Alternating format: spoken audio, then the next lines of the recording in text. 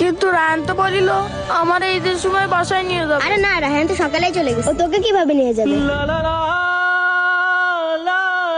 তালিও আমারে কেন বললো ঈদে নিয়ে যাবে আমারে? রায়হান তোকে না নিয়ে যে খুব অন্যায় করেছে।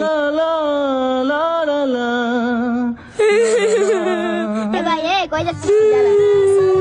আরে ও এভাবে কোথায় চলে গেল? রায়হান নিয়ে যায়নি বলে ও খুব কষ্ট পেয়েছে, কিন্তু ও কোথায় চলে গেল তা তো জানি না। আমি কারোর বাড়ি যাবো না, আমার মা বাবা নেই, আমার কোনো ঈদ নেই।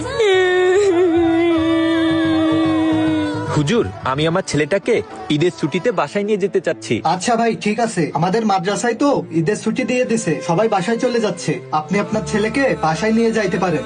আর বাবা শোনো, তুমি অনেকদিন পরে বাসায় যাচ্ছ, একদম দুষ্টুমি করবা না, মা বাবার কথা শুনবা আর আদব কায়দা বজায় রাখবা। নামাজ যেন এক সপ্তাহ মিস দিবা না। ছুটি শেষ হয়ে গেলে দ্রুত মাদ্রাসায় ফিরে আসবা। ইনশাআল্লাহ হুজুর, ঠিক আছে। আসসালামু আলাইকুম। ওয়ালাইকুম আসসালাম বাবা। আচ্ছা হুজুর, আসি তাহলে। আচ্ছা ভাই, সাবধানে যাবেন।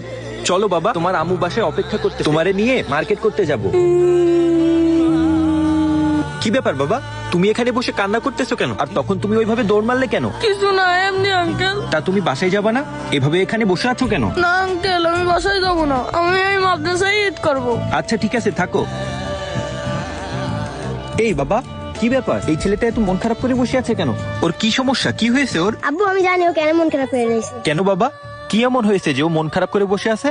আমাদের মাদ্রাসার রায়হান নামের একটা ছেলে ওকে ঈদে বাসায় নিয়ে যেতে চাইছিল, কিন্তু ওকে না নিয়েই চলে গেছে। আর ওর মা বাবাও বেঁচে নেই, তাই ও মন খারাপ করে বসে আছে। কি, তুমি এই কথা আমাকে আগে বলবা না যে বাচ্চাটা এতিম?